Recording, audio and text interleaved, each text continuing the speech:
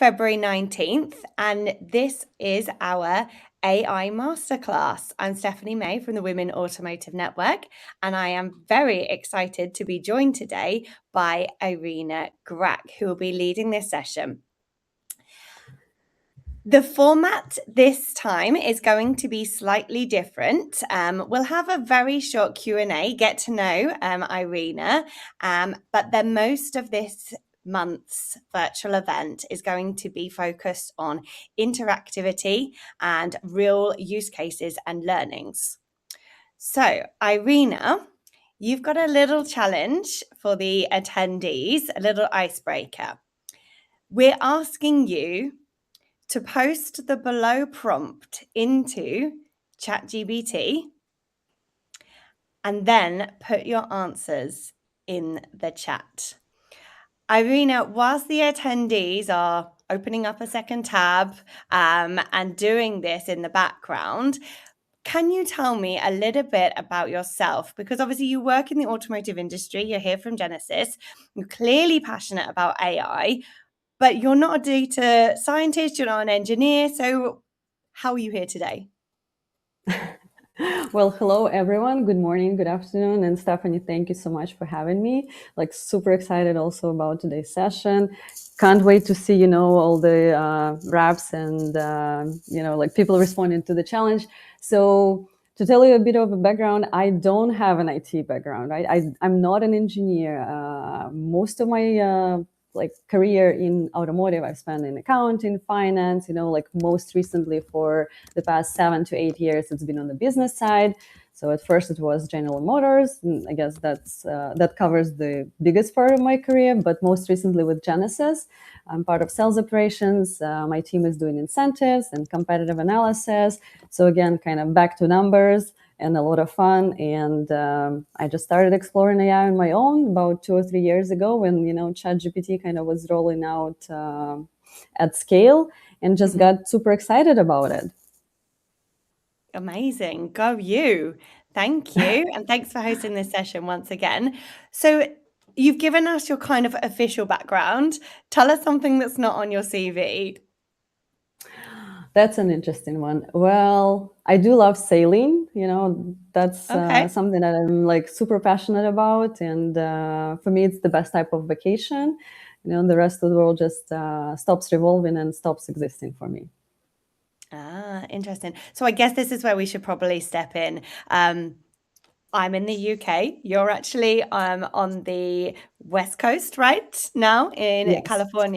But that accent, what's your background? How many countries have you lived in? Oh my gosh. Yeah. Well, I was born and raised in the country that doesn't exist anymore, USSR. That's kind of sometimes could be an icebreaker during parties. And so coming from far east of Russia to Moscow to Detroit and now California. And one of my friends Right. was joking, if you keep moving west, you'll get back where you started. But California is home for now. That's brilliant. Okay. Yeah. We're getting some answers in the chat, which is great. Please do use ChatGPT for this wrap, and we can share some of the ideas with Irina. But help us learn a little bit more. So what's made you go from using AI casually in the last couple of years to now someone who is presenting for the Women Automotive Network and other companies? That's a very good question. So it's just I started using it for my own kind of personal tasks, right? But then at some point in time, I just realized that some of the work I can actually delegate, right? And free up my time to do more strategic work. And that was probably, kind of a light bulb in my head when I was like, okay, there are so many different things that we can kind of start offloading and actually focus on something that is really important. And that's why, that's what brought me here to talk to all of you. And again, thanks for joining to talk about driving a career with AI. Amazing. And honestly, I am so excited. I feel like I am very much early on in my AI journey, and I will be taking a back seat and contributing and learning and listening. So whilst people are still answering, what's the one thing you want people to walk away with today? Oh, be curious and be open-minded, and just try to absorb as much as you possibly can during today's session, no matter where you are in this journey, whether you're just getting started or if you're a pro, and just, yeah, be open-minded. Amazing. Okay, so I am going to put mine in the chat from ChatGPT. I just love those raps, that a couple of ladies already posted here. Yep. It's really amazing. Someone says, I'm the director of the Women Automotive Network, in the zone, here to master AI and make my time efficiency known. Seeking global female leaders, their insights I'll own. AI in automotive, leveling fields once overgrown. Excited for tech that breaks barriers wide, driving equality forward with innovation as my guide. That's so cool, Stephanie. Thank you for sharing. That's amazing.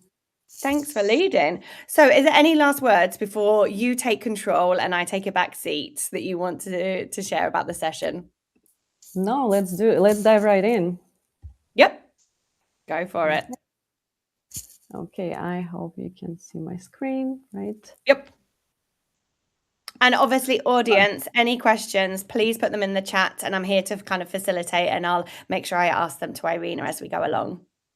Yeah, and we also will be posting a few polls, so please feel free to kind of answer those questions, because we really want to know, like, where do you stand in your sort of relationship with AI? Let me switch to this slide. So I did prepare a few resources for you so that there is no need to kind of, take pictures or kind of take notes. So feel free to scan this QR code. It's a good resource where I put together a few tips and tricks, kind of comparison guide, the framework that we're going to cover, some checklists, etc., etc. So don't want to kind of get ahead of myself. And we also have a quick poll going on. Just again, like I mentioned, trying to understand and level set where do you stand with AI right now. I think we covered a little bit about myself, so this slide just kind of highlights my journey. And since the key topic is AI, this lovely slide was also done with it. Again, I think I covered my journey so far. One fun fact that I guess I didn't share with Stephanie is that I started learning tennis, and unfortunately AI is not as good, so that it cannot help me learn tennis right now. So it's still like some physical exercise that I had to catch up on. That's another kind of fun activity that I do like. And one of the insights or one of the thoughts that I want to kind of share before we dive even further in is that, of course, expertise is very, very crucial for the career, but kind of having this set of tools and knowing how to use them can certainly multiply the impact. And that's why I guess we're all here trying to learn a little bit more about AI. So what is our focus and the promise by the end of 30 minutes? And I hope we'll deliver. So number one, right, we want to bring you clarity. So how Gen AI, and just kind of quick disclaimer before we talk even further. So the focus of today's session would be generative AI, because there are so many different AIs out there. And Gen AI is basically kind of the technology that allows you to speak in plain English and kind of get responses, text, spreadsheets, etc., etc. So just kind of for you to level set the expectations that it's mostly Gen AI. And we'll cover how Gen AI reshapes the role, some of the practical advices, hopefully, so that, maybe tomorrow or Monday morning, you can start playing with it and delegate at least one little task. Number two, so I can also understand how overwhelming and stressful this might be, like new technology. I'm not comfortable, I'm not confident. So I want to kind of demystify it a little bit, so you understand that it's not just reserved for engineers, and it truly levels the playing field. And number three, a starting point. So again, hands-on, specific tools, prompts, some framework that can help you to use Gen AI right away. Let's kind of talk about our industry, right? And we know that in the past decade or so, automotive has gone through like enormous transformation, right? We all had to deal with electrification, with the software-defined vehicles. A lot of companies are working on autonomous driving, and now we get this Gen AI on top of that, right? So it seems like a lot and overwhelming, but the thing is that AI will not, and that's again my personal take, AI will not just change the cars, but that's partially why we're here. It will change the way we work, right? And there are so many different tasks that we can delegate, automate, reports, all sorts of data analysis, presentations. Again, these are just to name a few. And also to name a few, just a few departments that will be transformed. I'm pretty certain that there will be way more teams that will start adopting it, and every function will be pretty much touched. Let me bring you another example, right? If you feel stressed and overwhelmed, let me bring you the example of pandemic, right? I think majority of us lived through this, and during pandemic, right, almost overnight, we all had to shift almost 180 degrees of how we all lived and operated, like have to jump on the Zoom calls, have to kind of start working remotely. So all of that was stressful and overwhelming, but we, like a lot of us thrived. We all adapted. We all kind of learned this lesson of being flexible. And if pandemic example is not maybe as relevant to you, but think about smartphones or even internet or electricity. I'm sure when those inventions were getting into people's lives, they were also feeling stressful about it, right? But now we cannot kind of imagine our life without a smartphone in our hands. So Gen AI is kind of another milestone like this, and I just want you to be open-minded about it. And I believe with this technology, we're far ahead from like early adopters phase, and I would call it early majority phase. So it's not just for tech, like engineering people anymore, but it's also not the mainstream yet. So we're in this window of opportunity, and I really want you to lean in, to use this opportunity to help shape how your teams are going to work, how your company is going to work. And again, great opportunity, and I don't want you to miss on that. So let me also kind of share a few thoughts on why I believe AI is the great equalizer. So first and foremost, and I'm sure a lot of you have been living through this, like throughout your careers, especially in automotive, we all know it's the dominantly male field, right? And sometimes it's probably not as easy to navigate through it. So what I would call is, for the longest time in our industry, we had like some sacred knowledge, right? That would be like very technical or very specific to like some fields. And in the beginning, when you face it, you feel like you will never kind of bridge that gap, and that there's this knowledge barrier that you cannot cross. But with this technology, again, like that barrier is basically dissolves, because with the right prompt, it can explain you some super complex things. It can break it down to you into, again, some plain English language and help understand. So think about compressing, let's say, 15 years of experience in something that is digestible. And I'm not saying that in a matter of, a couple of prompts, you'll get to 15 years of experience, but at least, the playing field will be more even and more leveled. Also, another opportunity why I believe you should start using all these AI tools is because that it will definitely get you more visible, because your decks can be more polished. It could be better analysis, some of the gray areas that sometimes you wouldn't even think of. But if you start kind of communicating with all these tools, it may highlight certain areas that were not like super visible in the beginning. So that's another great kind of area where you can explore more and get better. And it does not necessarily guarantee to get your career to the next level, but it's certainly a good opportunity, and I don't want you to miss on that. The good news here is that this is actually an official statistics that women adoption levels of Gen AI is growing faster than men. So again, I want you to lean on that. I wanted to jump on this opportunity, and don't miss it. And one real example, which can be probably relevant to a lot of you. So think about returning from maternity leave, right? How many months you've been out there, and you're coming back. There could be some new technology, new processes, just some general new things that you're not familiar with, right? And AI can not simplify it for you, but kind of help you learn it faster in the matter of days rather than months. So it's not just convenience. It could be something that could help you accelerate your career. So again, master the tools, and I do believe that playing field will level itself. I actually love that last one. Can you imagine summarizing 9 months of automotive technology? The rate that we're going. But you've also hit something, a topic that we covered last time, global differences in maternity leave. You've mentioned 9 months here, but in the States, obviously, it can be as little as a couple of weeks. So another topic to delve on. Go on, the great equalizer. Yeah. And Stephanie, you're right on. Yeah, it's just several weeks compared to months, right? Yeah, there are some differences. But again, it's fortunately and unfortunately could be treated as disadvantage. But again, like it kind of helps you to even out 100%. and catch up. Yeah. All right, before we get into the framework, right, I wanted to share kind of the personal example, which I briefly shared with Stephanie in the beginning. So I work in a big company, right, in Genesis. And by the way, I greatly appreciate my leadership that allows me to play with all these tools and technology and bring these ideas to the table. But at the same time, we do have like big IT department, right? And they're working on this big AI initiative that at some point in time will be hopefully rolled out top down, and we'll all start using that.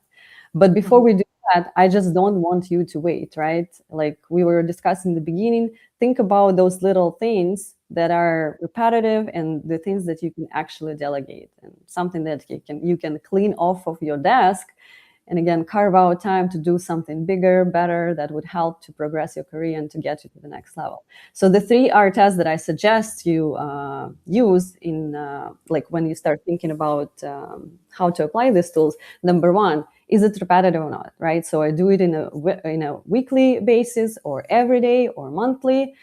The second one, is it rule-based, right? So is there a clear structure or template or the way how you can describe this task? So again, that could be the second aspect of it.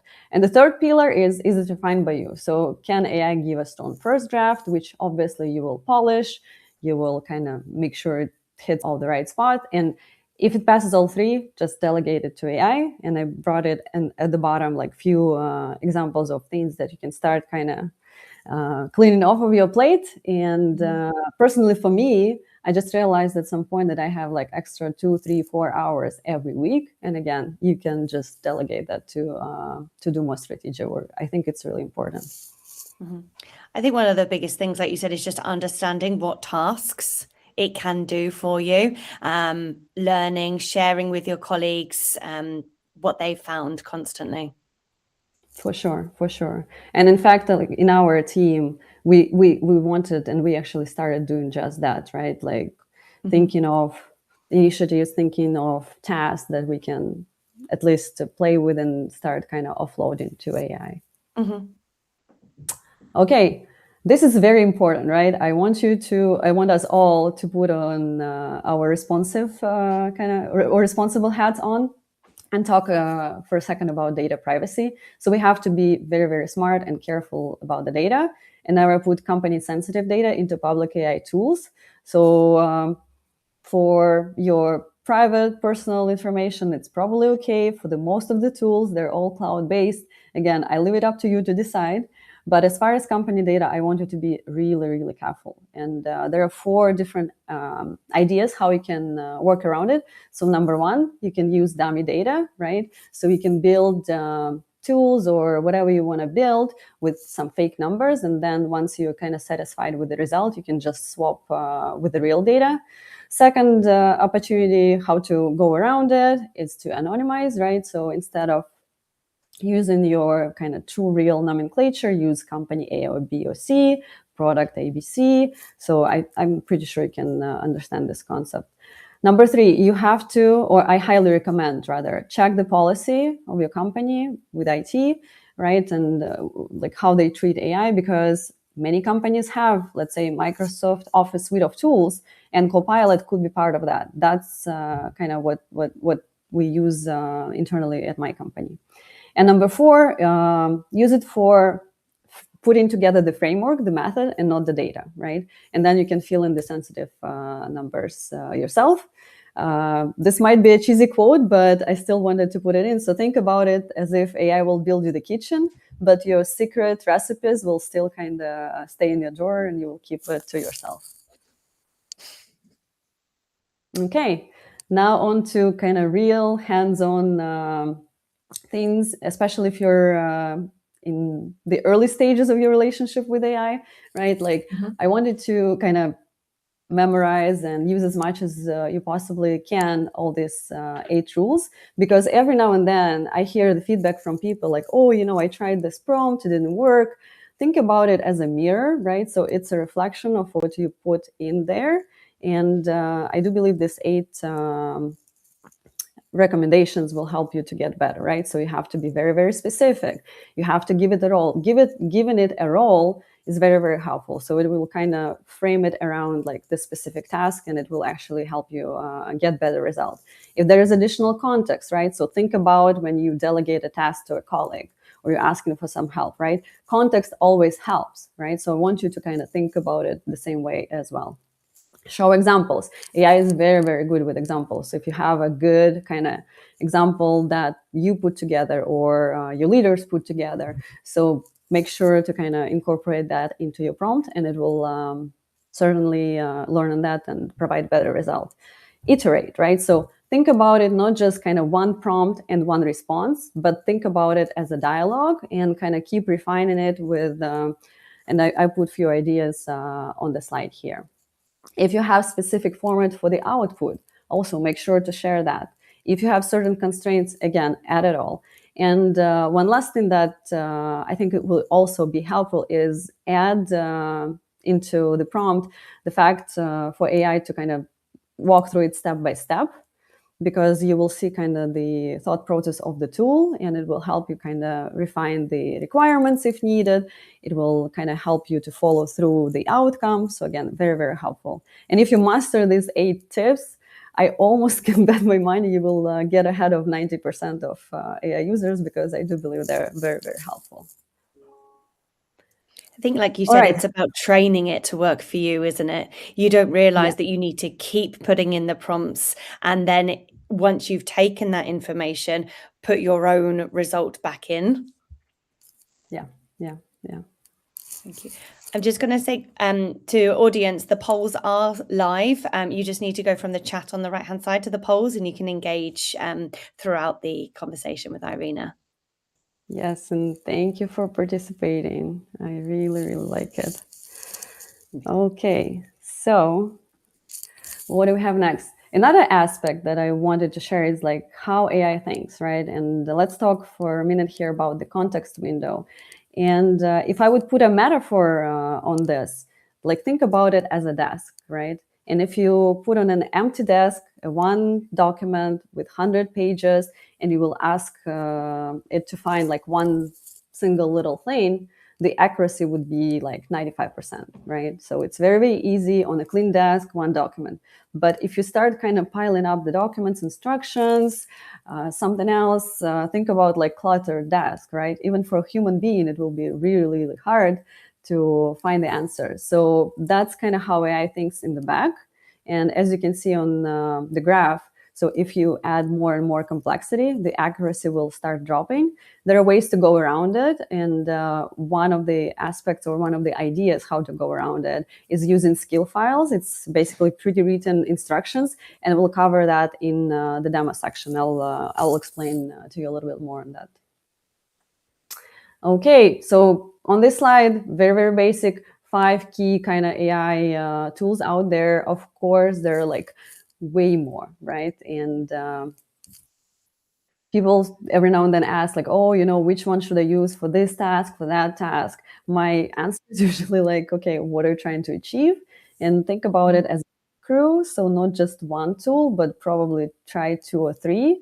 And again, you may not be super satisfied with the first take, and it takes like refining the prompt, couple of iterations. So every now and then you have to have some patience, but I'm pretty sure if you invest time into kind of dealing with this and automating things, you will be pretty happy with an outcome. And most of these have free tiers, right? And paid versions are about like $20 a month, at least in the US. All right, now to the fun part, right? Let's do real, AI in action and demo sessions. So we have 3 different videos for you that I recorded, and I'll just walk you through that. and we'll feature the Copilot, Claude, and Gemini. So let's switch to demo number 1, right? So it's actually like most of the examples are from the work I'm doing with my team. And in fact, some of my coworkers and team members already started doing that as well. So let's dive right in. What's the use case? And I'll try to explain it in very, very plain English. So we do have monthly process of reconciliation. And here I'm applying the same 3R rule, right, that we covered a few slides back. So it's a monthly process. We have like a number of items to check. Obviously, it's 100% manual process, takes about 4 hours. And, yeah, it's quite lengthy. And this was one of the ideas that I thought, okay, maybe we should look into automating it. Is it rule-based? Yes, because it's look here, verify there, do it again, and 24 times, right?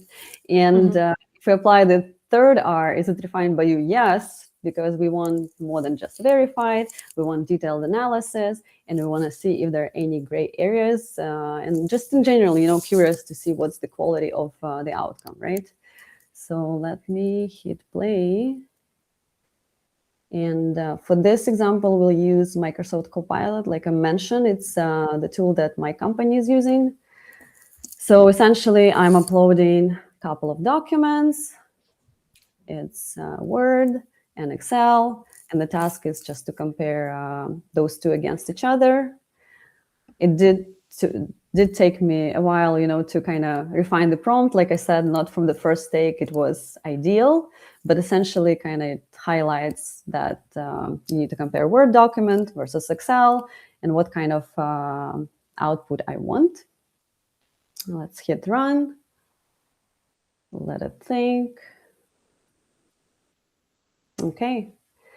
And as you can see, it started producing outcomes. So the good news is that it also shares the scope and methodology that the tool used. And then it starts with side-by-side comparison, right? And again, since I'm in incentive space, it's a lot of numbers, so don't feel overwhelmed. It's just basically checking whether or not it's a match. And as I was refining this prompt too, it's good to compare the numbers when they match, right? When it's 1 month and everything is supposed to be aligned and you're not supposed to see variances. But to test it out, right, I was loading the data from different months and like trying to see whether or not it will pop up as errors. And the answer is yes. So like whatever the outcome I got out of this was successful. It did highlight all the variances that we had like month over month. So again, like super cool that it also highlights things that are present in one document, not in the other. And again, going back to the third R in that concept, is it refined by you or not, right? So all of these things, you would still kind of go and briefly check manually, but the most kind of heavy lifting of checking will be done by the tool. And I want to say for the past couple of months, we've been leveraging that, and it was very, very well received internally because we do have like a couple of teams working on that, checking, verifying, making sure whatever we communicate outside of my team is of a great quality. And so just to confirm, you're saying that saved you guys 4 hours a week already? Yes.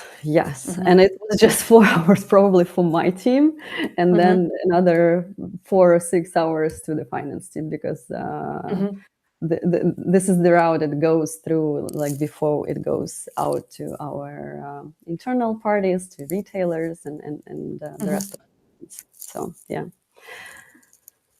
Okay, let's go to demo number 2. This would feature Claude Co-work, and this is something relatively new. Some of you may be familiar, but again, trying to be mindful of the difference in knowledge level in the audience. And it will be focused on external data acquisition with over 800 subtasks. So you can imagine the amount of time it takes to complete. All right, again, applying our 3R concept. Every month, we have to go to our competitor's website, think of Mercedes, BMW, Lexus, and we do have certain kind of areas of the country where we want to know like whether we're competitive or not in all of the segments across so many models. So again, you can multiply one by the other and see, it's over 800 variations across all the trims, all the zip codes, and it takes at the minimum 8 hours, right? So it's an enormous amount of time of manually going through each and every website to get this data. Applying the second R, right? Is it rule-based? Yes, because we know all the brands, we know all the trims, we have a list of the zip codes and what kind of metrics we care. So all the lease offers, all the low APR, cash bonuses, and we know the process of browsing tier one website because that's what we do on a monthly basis. The extra rule here is that all the data is public, right? It's the same as Genesis would publish, or we actually publish our offers in the same way other OEMs do that. So we don't expose anything proprietary. We just collect what's already out there. Is it refined by you? Yes, because we want an Excel document that we can check. We want to have the data characterized, and we do want to kind of have a also summary snapshot. So let's see what kind of tool can help us with this. As I mentioned in the beginning, we'll do and we'll leverage Claude Cowork for this.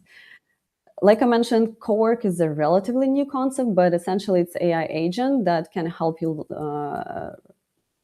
run very, very extensive and complex tasks, right? Because like 400 combinations or whatever, 800 will take time. This also has integration with the browser, right? So like I mentioned, for this task, you actually have to go on the website, put in a zip code, load all the offers, and then start going through that. So like it's very, very complex, and the integration with the browser helps for sure. And since it's kind of the next level in AI agent, it has the ability to understand this complex tasks. So just prompt is not enough. Remember when I mentioned the skills? So this is actually the tool that uses and supports the skills. So let's get into the skills concept. And I'll try to explain it in as many details as I possibly can. So in where you can find it, right? First and foremost. So in Claude desktop application, you go to capability settings, capability skills, and you can actually ask Claude itself to create a skill file for you. So it's not that you have to sit and type it all, right? You can ask Claude, get its help, and then use it, right? And it's more complex than just a prompt. Think about it almost like a job description. And again, whether you're putting it together or you're asking Claude, it can include just kind of, like I said, job description or scripts or templates, whatever is necessary for the task that you want to assign to the tool. And another benefit of it is that it's a reusable asset. And for this particular exercise and demo, we actually created, as you can see on this bottom screenshot, an automotive OEM competitor incentives analysis skill that will be used in the demo. And let me switch to that. Give me 1 second.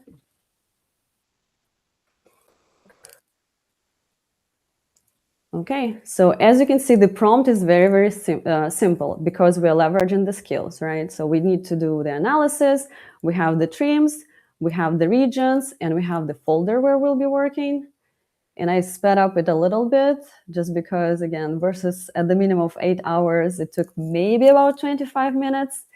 And you can see in the upper right corner kind of the progress, right? So it kind of starts going through the tasks.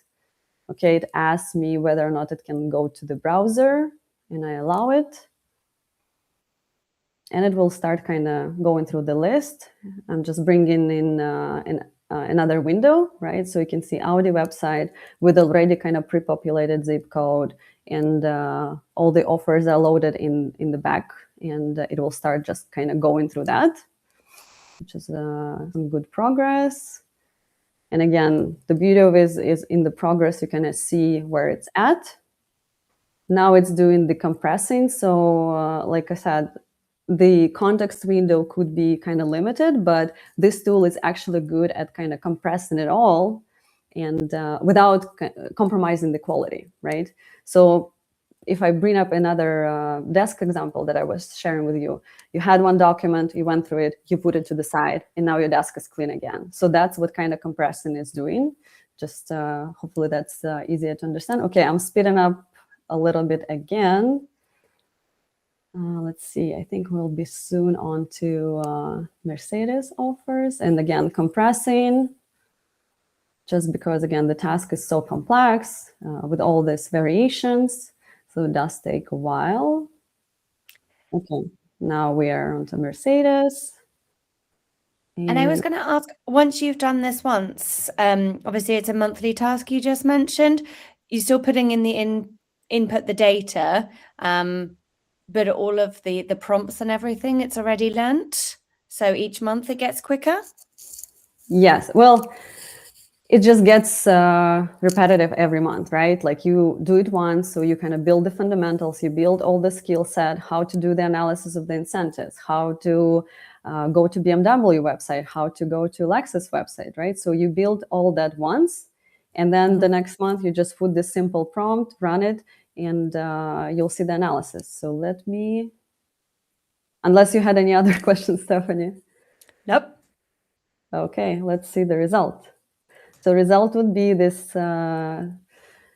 Excel file with several tabs, right? The summary, and then we switch to the tab with all the leads offers, and you can see all of the competitors that we are normally kind of exploring are there in all the areas that we wanted. Then we have finance APR offers, we have segment comparison. So again, the tool does it for you, essentially like builds and not only builds the framework, but also kind of collects all the data and organizes it for you in the way and shape and form that you would need. The progress bar, you can see like all of the tasks were done. And in the bottom, you can see that all the skills that we created before, right, that they're there. And Stephanie, going back to your question, we're leveraging them every single month because, again, it's a repetitive thing. And it's worth investing time into building these skills yourself or with a Claude support and kind of keep reusing them on whatever cadence and whatever basis you need. Okay. Thank you. Of course, and now to the third example, right? So demo number 3, we'll cover Google Gemini, and let's have some fun with that because we want to build an exploratory app for incentives calculation. So here's our use case, right? We have a monthly process of, and again, I'm just trying to have a little bit fun with this. Let's reinvent the wheel, trying this, trying that. Hopefully our leadership would like the proposal. 100% manual, Excel, takes a lot of hours, bunch of rules, bunch of formulas, but what if we just forget about all the rules, right? And we just want to see what an app can do for us. So let's play the video. Okay. Okay, so the prompt is also very or somewhat simple, right? Make an app, do it well, and make sure to select Canvas at the bottom, right? And Pro version before you run it. And again, quick disclaimer, right? I'm not an engineer, I'm not a data scientist, so all this code I can probably read, but I'm not sure I can make sense out of it. And let's see what the outcome is. Okay, give it a second. Okay, here's your app, right? With a bit of navigation, so you can play with mileage, you can play, again, I was trying to make it relevant for my specific role, right? But depending on what kind of needs you have, it can build an app for you. And if you're not happy with the theme, the colors, the logic, you want to add something, again, keep this dialogue running, keep adjusting, keep refining, and after a number of iterations you can actually get to the result that you want. And this is like super powerful. I love just playing with it, you know, like sometimes I feel like a little nerd sitting on the couch trying to build something even outside of work. So for me personally, it's like very, very exciting, all these capabilities, opportunities that it's not that they didn't come naturally, but without any kind of IT knowledge or IT background, it's almost impossible to do the coding. But when the tools do it for you, it's just enormously amazing. And with that, let's bring it home, right? So I just want to kind of summarize it into 4 key takeaways. And I want you to remember that number 1, AI is a good tool that can level the playing field, right? What I call like sacred knowledge or institutional knowledge isn't that sacred anymore, and you can master it, you can learn it, and you can drive a real impact. Second, you don't have to wait for permission, right? Remember when I mentioned big IT departments rolling out some IT initiatives? You don't have to wait. You can start with free tools. You can apply the framework that I shared or come up with your personal one and just try finding this little task every single week and play with it and invest time. And hopefully in the end, you will get some good result out of it. The third one, you have to be smart about the data, right? So let's not forget about privacy. Let's use dummy data, anonymize, use local files, and you get the maximum of value with a minimal of risk. And the fourth one, again, it's fourth one, but I think it's like also as important as number one, is find your community, because it's like way better to learn this new technology when you're among like-minded people. There are a bunch of AI meetups. There are so many online groups. Talk to your colleagues, because learning together is fun and it could be faster. I do it all the time. And also I know that some people may feel not comfortable or sensitive with X, right, or former Twitter, but because it's political based, it could be, going into so many different directions. But with this new technology, a lot of people who are staying on top of it are actually sharing very, very useful tips in there. And I highly, highly just encourage you to kind of look through that resource as well. And bottom line is try to delegate the routine and focus on some remarkable things. So let's drive. And with that, I'll wrap it up here. I want to really thank you, Stephanie, for this opportunity. I want to thank my company again for kind of allowing me to play with this. And I know that for some of you, probably this is like some new technology. Maybe you haven't played with it, or you played and you're stuck, you're getting into some sort of roadblocks. So I want you to kind of feel free to connect with me. We can chat, we can explore together. Again, like I said, building the community, and it would be always fun to kind of have more females who are interested in this, and specifically in automotive. So with that, I guess I'll pause, and we'll see if there are any questions that we'll need to answer. Thank you so much, Irina. And yes, any questions, please do put it in the chat. We've got a couple of minutes before we go on to the speed networking, so Irina can answer them. I'd also like to add, in terms of your last point about the community, even within your own company, what we're finding is those kind of mini lunch and learns are so important, especially with your colleagues who's doing the same job as you and maybe have already mastered AI. They can just teach you some of the little prompts and the keywords that they're using, because it's those real life examples and those specific kind of jobs that's being made easier that they can spread across the whole team. So if you've got a staff room or a common room or an internal SharePoint, pop something up there. AI Lunch and Learn. If you're already an expert, to share your experience within the company, or ask for help, right? If you don't ask, you're not going to get. So there aren't any questions. Oh, there is. Helen has popped one up.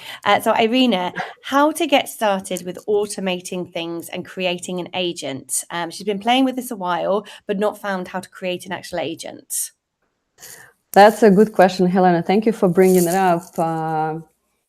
I'm not sure. I don't have the details, right, of specific tasks that you're trying to automate. But let's connect, let's talk, and I'll try to help you as much as I possibly can. And let's bounce off ideas and see how we can do this together. I'm all for it. Perfect. Yeah. So thank you, everyone. As always, speed networking will happen now. It's already live. So if you click networking on the left-hand side, you can be matched now with one-on-one video calls to continue the conversation, exchange contacts if it's relevant for you. Thank you, Irina, for this month's AI Masterclass. We really appreciate it. For those of you that are already listening and wanting to know where to find us next, we've obviously got the global summits in Detroit, Germany and Mexico this year. And this online series will continue every third Thursday of the month. Next month is all about mentorship. And April is all about networking. So feel free to join us for those and mark your calendars. Thank you again, Irina, and thank you everyone for logging in for this time. Have a great day. Thank you. Bye. Networking.